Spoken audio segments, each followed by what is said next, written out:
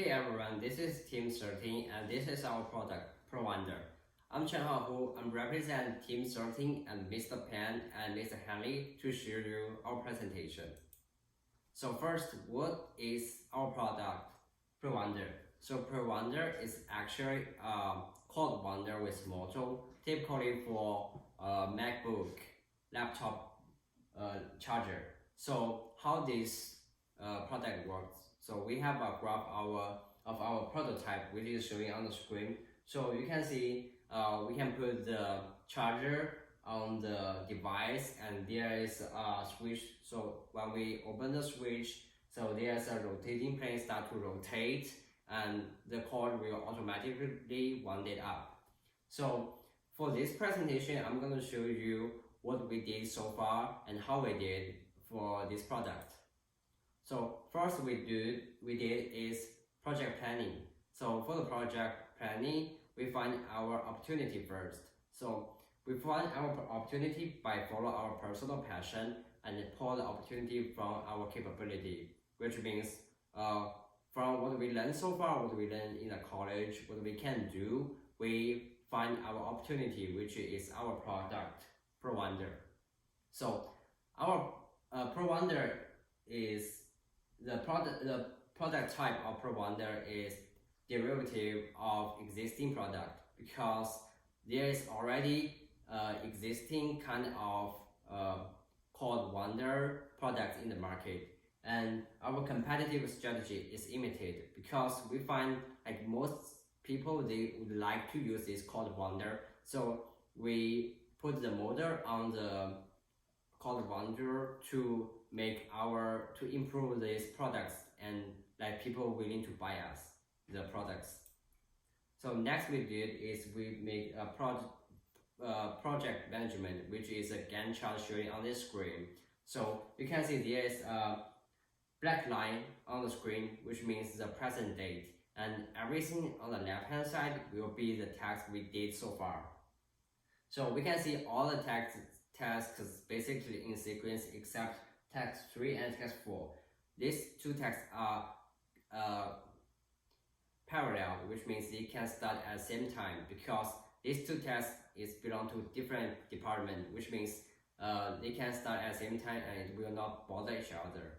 And you can see there's a dark blue bar showing on the screen, which means the percentage we finish for each task. So you can see for the task 5, we still like finish like 10%. So which means we need to speed up to catch the date so that we can finish our product in time. So for the next step, we do the project planning is mission statement. So for the mission statement, is about to tell people what our product exactly is and why customers are willing to buy our products, and what's our key business goal, which we state here is like we want to capture 50% of market selling, and like we want to get 100% gross margin, and like what's our primary and secondary market, like showing on the screen. For next, we did the customer needs. So our potential customers are college students who use MacBook and office workers who also use MacBooks. So we gather this raw data, this customer needs by interviewing students in college, and we observe how they use the existing like similar products as ProWinder. So then we interpret this information, this raw data, into like more formal way, which is showing on this table. So after we list all the things, we find out the most important customer need is like the one velocity and the size. After we get these raw data, we establish a hierarchy, which is to list the relative importance of the customer needs, and then we make a survey to hand out to our potential customers, which is the survey showing on the screen. So, and we want to get the feedback from them to find out what's the most important customer needs. For the next step, we do the specifications, which is we made a QFD chart, which is quality function deployment chart. So we make these lists, matrix lists. We can see like every row represent customer need and every column represent specifications. So like each customer need is relevant to some specific specifications.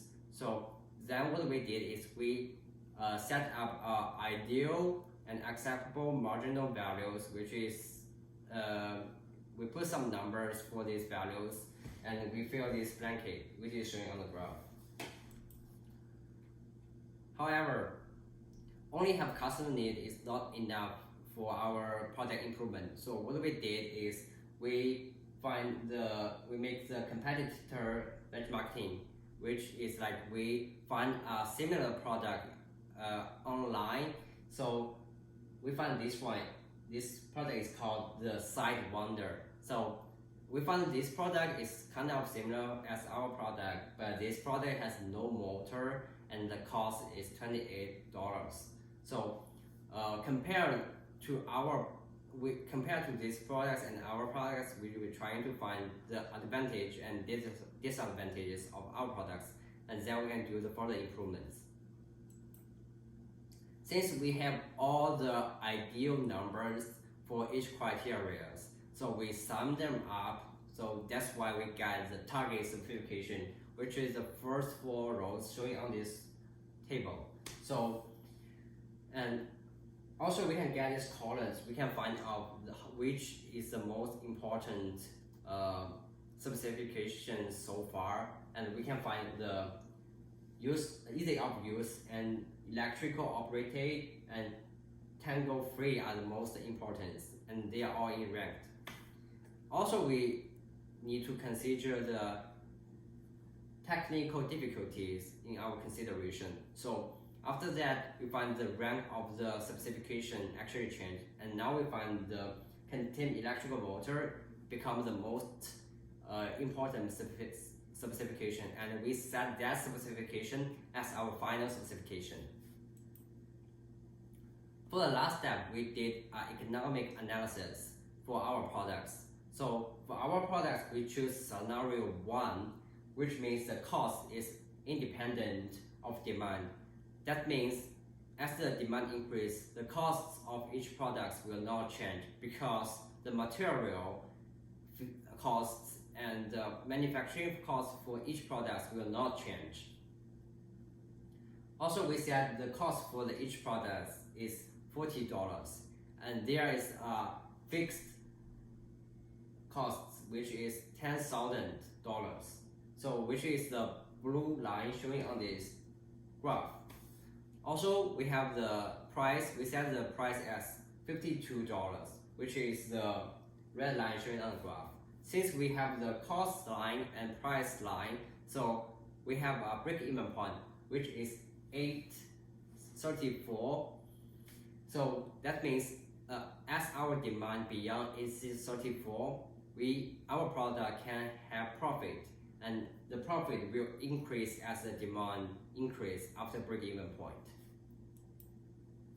For summary, what we did so far is we did project planning, which means it's describe what our product is and what's the schedule and timeline for our products, like how our products start and when our products will end for the development part.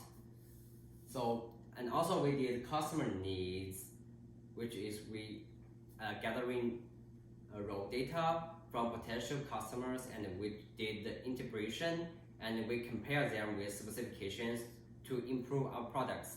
Last, we are trying to figure out if our product is profitable, so if it's a good product or not. So that's all. Thank you guys.